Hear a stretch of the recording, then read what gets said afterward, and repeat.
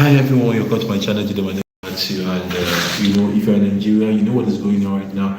The issue with the protests everywhere is just you know up and doing. Youth are out there protesting about the current situation of the government, and they felt there is bad government, tenor ongoing and all. So basically, they have tagged the protest, a protest that is targeted at ending hunger in Nigeria, because this claims there's so much hunger, there's so much hunger in the land, there's no food, there's no money, people are not able to afford basic amenities for life, and the price of things has gone so high, especially food. Now, as a lot of problems Nigeria have, but in this video we're going to be emphasizing on the major problem of high cost of food and the solution. High cost of food and solution in Nigeria. Now, I want you to understand something, that Nigeria is a blessed nation. We have so many things that indicate how blessed we are as a nation, especially speaking agricultural wise. We have the population which connotes for the markets, right? We have the good lands, we have rain, just name it, so many things we have. Countries like Israel, they don't even have a lot of the things that we have, but yet we don't have their level of agricultural productivity. And that's exactly what we're going to be addressing in this video today. Now, I want you to know that the reason why there's such a high level of food price increase in Nigeria is because there's such a short supply, short level of production. The production level of food in Nigeria is extremely low. Is extremely low. That's exactly why the food price is increasing day by day. And if you're going to solve this problem, honestly speaking, we have to get back to agriculture. When the ex-president Olusegun Obasanjo was in government, one of the projects he actually implemented during his tenure was Operation Feed the Nation. Yes, I think I was in secondary school that time. Operation Feed the Nation, and trust me, that operation is something we need now. And what is Operation Feed the Nation all about? It was all about encouraging every Nigerian home to have a farm, to have a garden. There are things that you should not be planting if you're in Nigeria. You should not be buying in the market if you're in Nigeria. Not even in this dispensation now, because it's not going to be economically friendly for you. It is not economically wise for you to be buying those things anymore. You understand? And especially, and you're living in a country like Nigeria. You understand? So now, what we're talking about, this is it. There are things you can plant in your house, in the backyard of your house. You can make a mini garden in the backyard of your house. Somebody might say, "Oh, but my house, the entire house is cemented. We don't even have anywhere that is directly under the sun, or that have soil." Well, that's easy. Then you can just get kegs and buckets and put sand inside them, and then you have a garden behind your house, right? And with that, you can begin to plant something. One of the things that we do, I'm going to make a video on that one of these days. One of the things that we do in Nigeria right now, which is very easy and seamless, is sack farming for yam. Yes, we plant yam inside sack. You fill the sack up with sand, and then you plant yam there.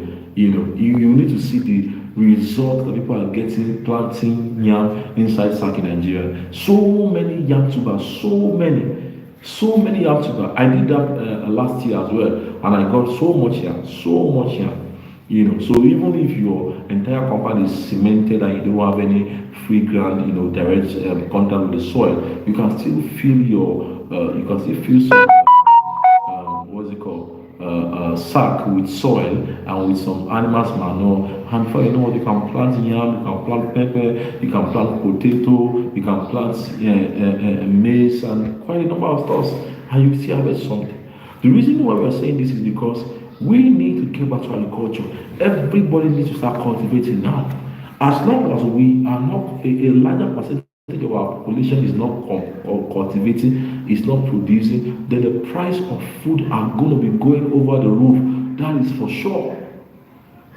Because what is happening in Nigeria right now is that we have more mouths to feed, and we have less food available to feed that population.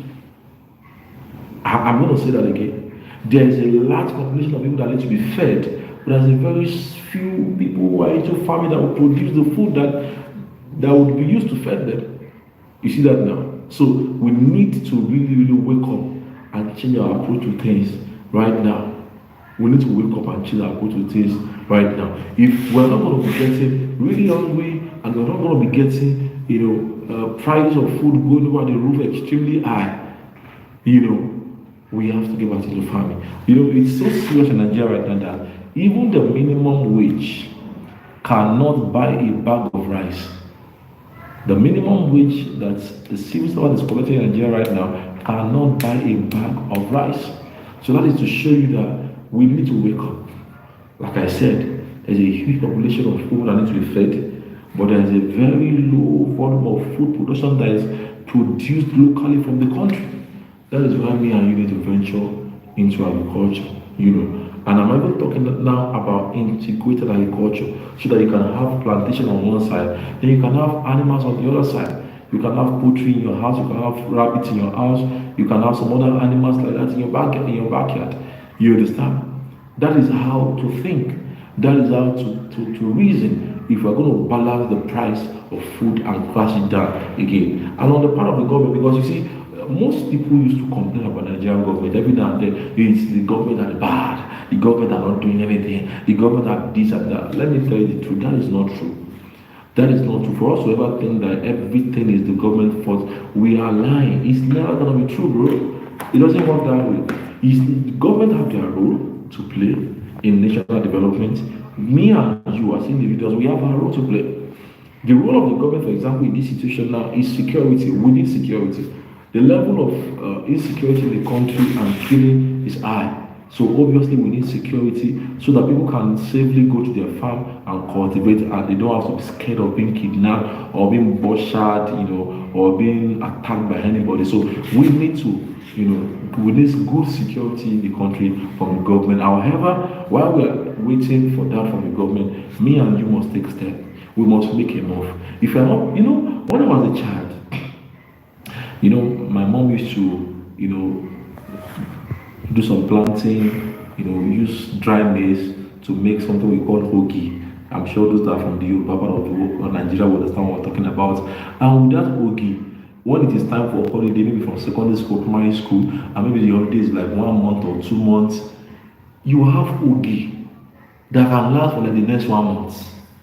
And every day you take hoagie with maybe akara, processed from beans. Now, that will take care of the breakfast. Sometimes it will even go into the lunch. So that means what we prepare in the morning can carry us for morning and afternoon, and then the only thing we'll have to take care of is, the dinner. And sometimes too, you have things like amala for dinner, which came from the yam you planted. It came from the yam you planted, and sometimes you can have inyo that came from the same yam you planted. And then you can even process amala also from cassava that you planted. So if we are going into farming now, you will be surprised how much money you are saving on buying food from market because you have them. You have the one to eat, you have the one to sell. That is the only way we can do in the country right now. If people are not planting and are not venturing into agriculture, you are going to be spending your life savings on food. Literally. The only way we can help the country and the situation of the country right now is for people to get back into farming, especially the people from the southwest. Because why I'm saying this is because most of the people in the southwest, especially youth right now, just want to get a white collar job, graduate, get a job in oil sector. You want to get a job in the banking sector and all. And it has there's this wrong mentality that they have painted for us over the years as though it's people that are wretched and people that are poor that are going to agriculture. That is a lie. That is a very big lie. I mean, even from rabbit farming, there's so many people that have built their house just from rabbit farming only. Just from rabbit farming only, there's so many people that have built their house. Same applies to other things like tomato and pepper and all. Things that you people think are insignificant, people are making a fortune from it. So that ideology is the first thing I think that parents and guardians need to correct and stop printing it into their children and stop passing it from one generation to another. Agriculture is a broke man's business, sir. It's not. It's not. That's never been and it will never be. You understand? Especially not even in this modern days now, when we have things like soilless farming and all, making it more easier to produce food. And we have so many technology coming up, to help with food production in the country today. So apparently, things has changed from what it used to be. So there's so much benefit now, and there's so much market and demand now than any other time in the country. Are you with me, people? So I'm just trying to tell you that agriculture is not a poor man's business, right? Do you know that a lot of people also who are into farming in Nigeria today, and they process their farm products and export it out of the country. I posted a picture the other day on my WhatsApp status, and I was showing someone I was showing people how somebody sent some dry Iru to UK, and I was telling them, look at this Iru now. We both know that this Iru can never be up to 1,000 naira in Nigerian market. Guess how much it was sold for in the UK? It was sold for £5. That's about 13,000 naira in Nigeria naira. That is agriculture for you. So we should get rid of some stupid mentality that it is only poor people that are meant to be in agriculture. That is not true. That is not true. Agricultural industry in Nigeria is a billion naira industry, and it's $1 billion industry globally. And we are now in a global age where countries are trading, there are international trade, intercontinental trade going on. So there's no limit to what can be gotten from agriculture now. It only takes knowledge, understanding, insight, creativity for you to be able to, make the most of your agricultural endeavor. But agriculture is still the hope of the future, because as long as the human race and humanity continue to increase, there will always be need for agriculture and agricultural-based products. So there can never be an end to the demand for agricultural products in Nigeria and other parts of the world.